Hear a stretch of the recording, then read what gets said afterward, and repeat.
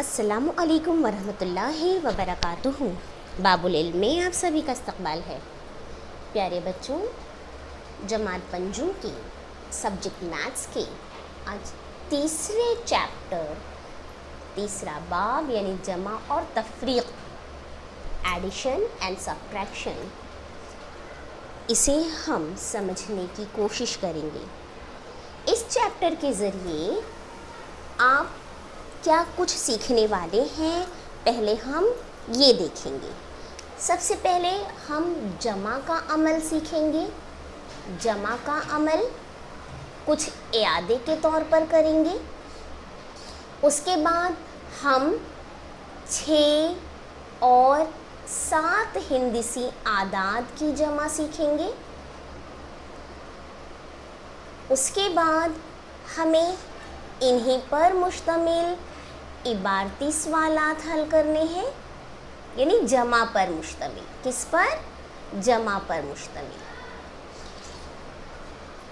इसके साथ साथ तफरीक की बारी आती है, क्योंकि तफरीक भी हमारे उसमें शामिल है ना।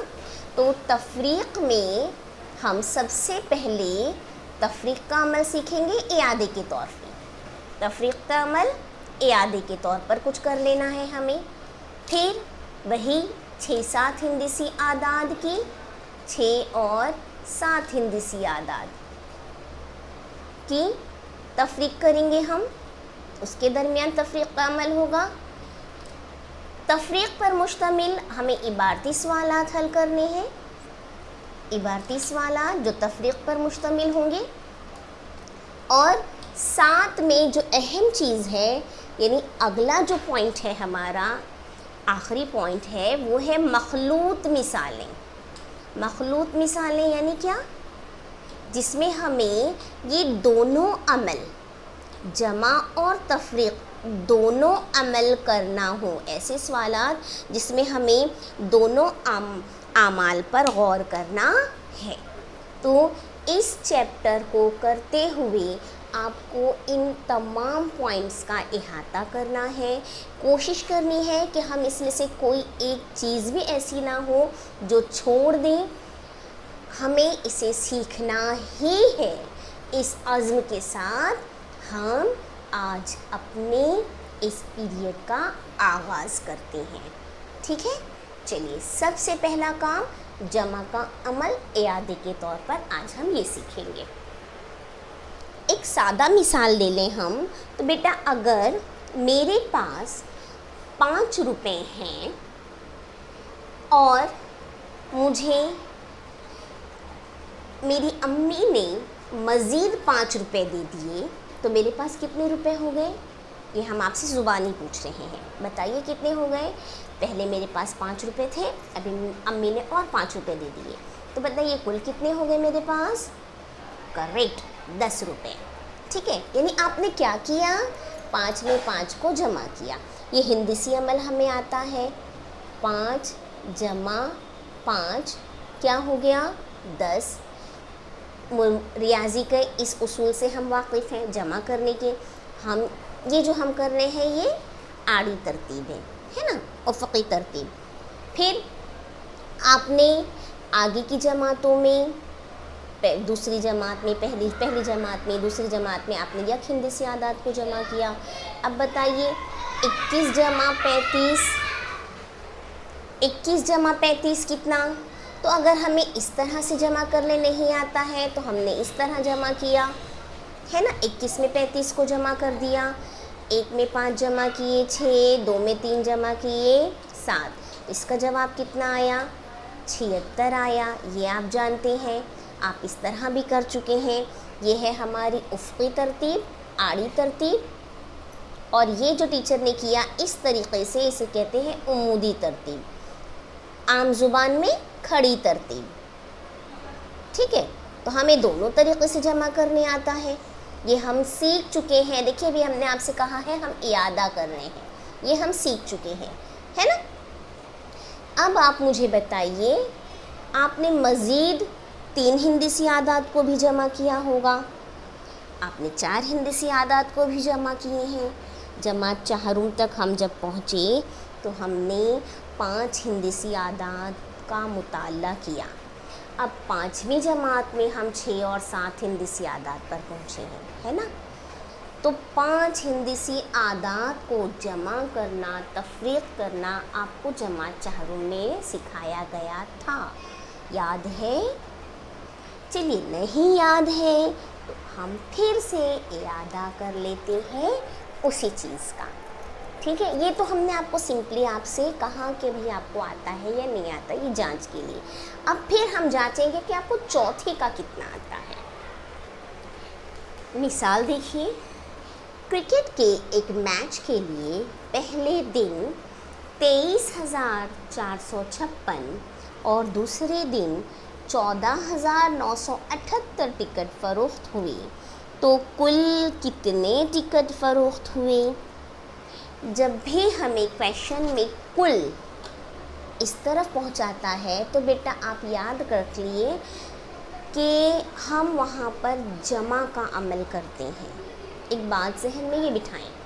तो अब यहाँ पर आपसे कहा है कि एक मैच हो रही है, उसके लिए टिकट है ना, स्टेडियम में मैच होती है तो टिकट फ़रोख्त किए जाते हैं। तो पहले दिन 23,456 और दूसरे दिन 14,978 टिकट फ़रोख्त हुए, तो कुल कितने टिकट फ़रोख्त हुए? हम क्या करेंगे? जमा का अमल करेंगे। किस तरह जमा की जाएगी? तो हम लिखें 23,456, इसके नीचे हम लिखेंगे 14,978 और फिर हम क्या करेंगे? जमा का अमल। एक बात ख़ास तौर पर तब ध्यान में रखेंगे, हम इस चीज़ का बहुत ख्याल रखेंगे। आपको जब भी रियाजी के बुनियादी उसूलों को बताया जाता है तो आपसे ये कहा जाता है कि बेटा हिंदिसों के मकाम पर तवज्जो दीजिए। अभी हमने पिछले चैप्टर में हिंदिसों का मकाम, मकामी कीमत, ये चीज़ पढ़े हैं, सीखे हैं, तो उसी का हमें ख्याल रखना है। हाँ, अब मुकाम यानी क्या हिंदिसों का? इकाई, दहाई, सैकड़ा, हज़ार, 10,000, लाख, 10 लाख। हम यहीं तक 6-7 हिंदसी अदद तक पहुँचे, है ना। तो जब भी हम जमा, नफ़ी, ज़रब वग़ैरह का अमल करें तो इस बात का ख़ास ख़याल रखें कि हमें इकाई हिंदिसे के नीचे इकाई का हिंदिसा, दहाई के हिंदिसे के नीचे दहाई का हिंदिसा ही लिखना है। बतदरीज ऐसे पढ़ेंगे, इकाई, उसके बाद दहाई, फिर सैकड़ा, फिर हज़ार, फिर 10,000। इस तरह ही हमें बढ़ना है, इसका हमें ख़याल रखना है।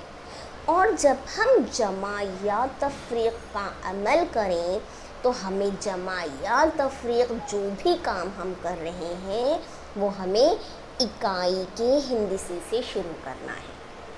यानी हम इकाई के हिंदिसे में ऊपर की जानिब देखिए, जो 23,456 लिखा है वहाँ क्या है? 6 लिखा है ना। और जो दूसरा अदद लिखा है उसमें इकाई पर क्या लिखा है? 8 लिखा है। तो 6 में 8 को हम जमा कर दें तो कितना होगा? 8, 6 और 8 14, है ना। तो हम क्या करेंगे? क्या 14 इस तरह लिख लेंगे? सही है? याद कीजिए आप, सही है क्या ये अमल? नहीं, 14 में हम क्या करेंगे?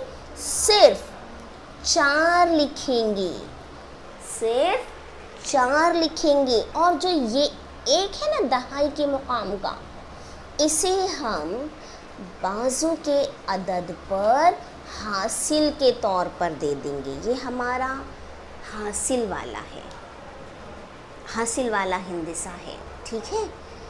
आया समझ में? याद आ रहा है चौथी का, तीसरी का?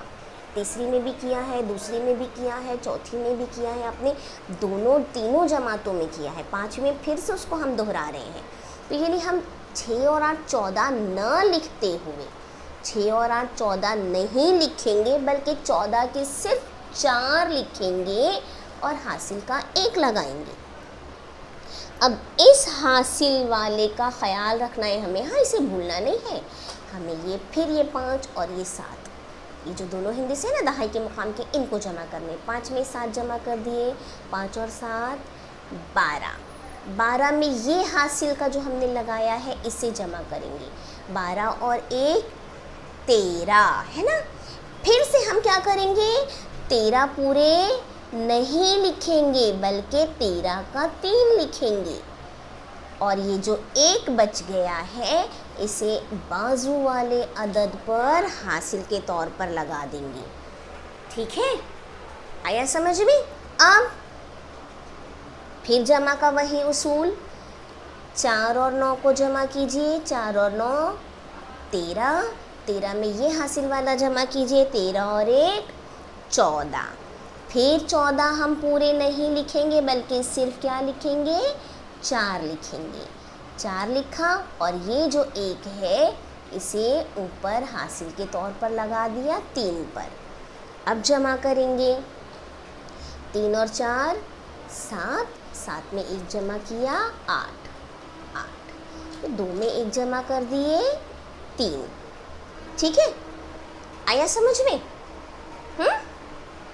तो हासिल का किस तरह बतदरीज लगता गया। अब यहाँ पर 3 और 4 7 और 1 8 हुए है ना। 8 में तो हमको हासिल का कुछ मिल नहीं रहा है, तो 8 हमने पूरे लिख दिए और बाकी इस पर हासिल नहीं लगा बल्कि ये ऐसे ही जमा हो गया।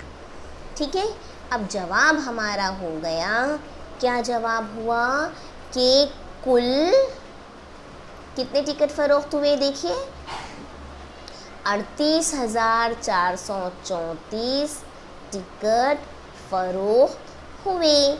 ये हमने चौथी जमात में सीखा है, 5 हिंदसी आदात को जमा करना। तो इयादा हम यही कर रहे हैं। क्लियर हुआ, समझ में आया? तो मश्क नंबर 7 जो है वो आपकी इयादे पर ही मुश्तमिल है। इसमें 4 सवालात हैं जिनमें से अभी हम आपको 2 और हल करके बताएंगे। बाकी 2 सवालात आप अज़ खुद हल करेंगे, खुद से। ठीक है, देखिए मश्क नंबर 7 एक्सरसाइज 7 जमा कीजिए। इन दोनों क्वेश्चन की तरफ तवज्जो दीजिए। पहला क्वेश्चन है 40,722 जमा 13,819 जमा करना है। बहुत आसानी से कर सकते हैं। कैसे कर सकते हैं? तो 2 में 9 जमा कर दिए, 2 और 9 11, 11 की कितने लिखेंगे, 1 लिखेंगे है ना। बाकी 1 तो कहाँ जाएगा, हासिल हो जाएगा, वो 2 के सर पर बैठ गया है ना, आगे वाले 2 के सर पर बैठ गया। अब ये 2 और ये 1, 2 और 1 3, 3 में 1 जमा कर दिए 4। अदद के नीचे अदद लिखिए, हिंदी से का मकाम का ख्याल रखते हुए काम कीजिए।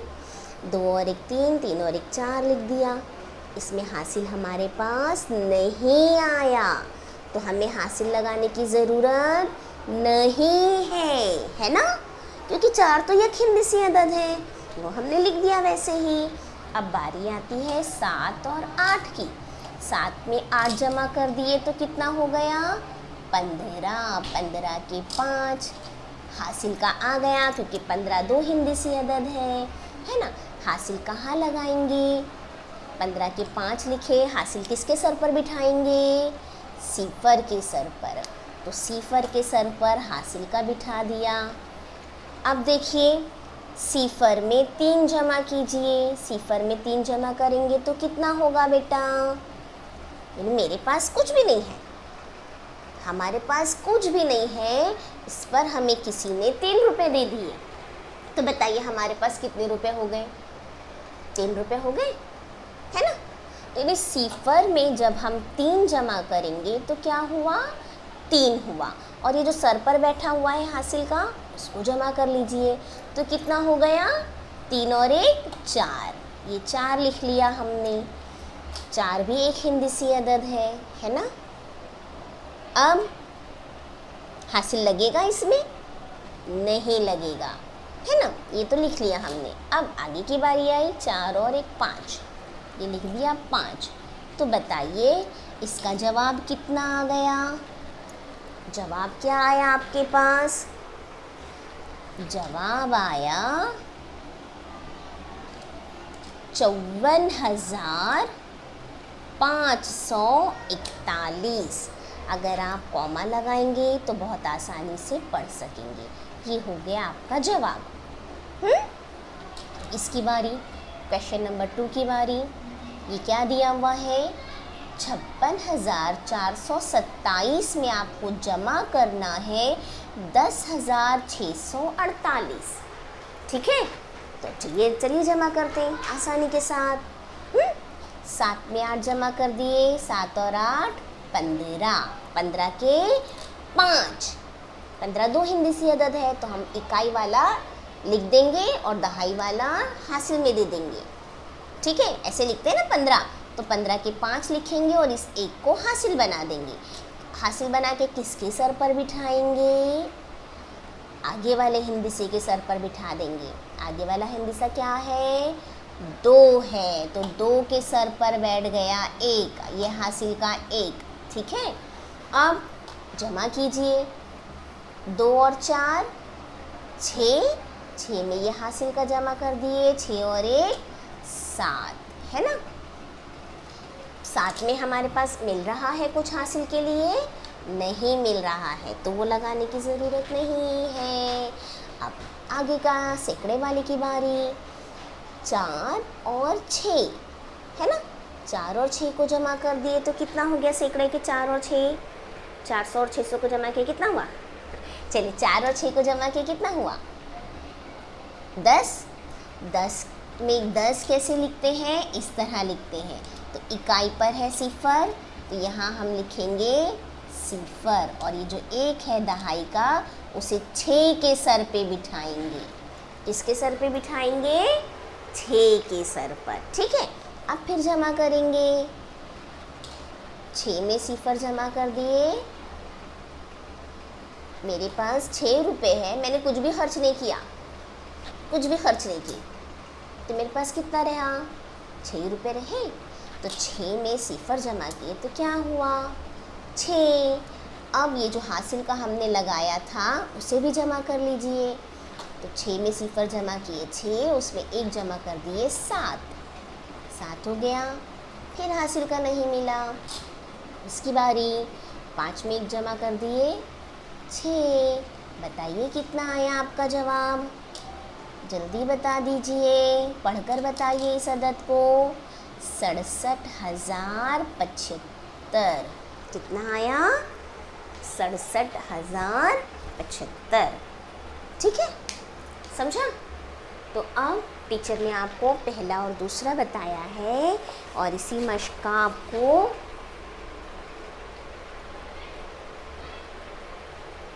तीसरा और चौथा करना है। ठीक, तो आपको समझ में आ गया, आपका होमवर्क भी आपको समझ में आ गया है ना। अच्छी तरह से काम कीजिए, इसको हल करने की कोशिश कीजिए। आपको आता है, हमें मालूम है, बस याद के तौर पर हमें दोहरा लेना है, ताकि आगे की जो स्टेप है, जो 6 और 7 हिंदसी आदाद हैं, हम उनकी जमा आसानी कर सकें, है ना। चलिए, काम मुकम्मल कीजिए, अपना अपने घर वालों का ख्याल रखिए, खुश रहिए, तालीम से जुड़े रहिए। कॉपी मुकम्मल कीजिए, ज़्यादा से ज़्यादा मश्क कीजिए। अपने तौर पर क्वेश्चंस बनाकर भी आप कर सकते हैं, है ना। तो ये सब काम कीजिए, अपना ख्याल रखिए। जज़ाकुमुल्लाहु खैर। अल्लाह हाफिज़।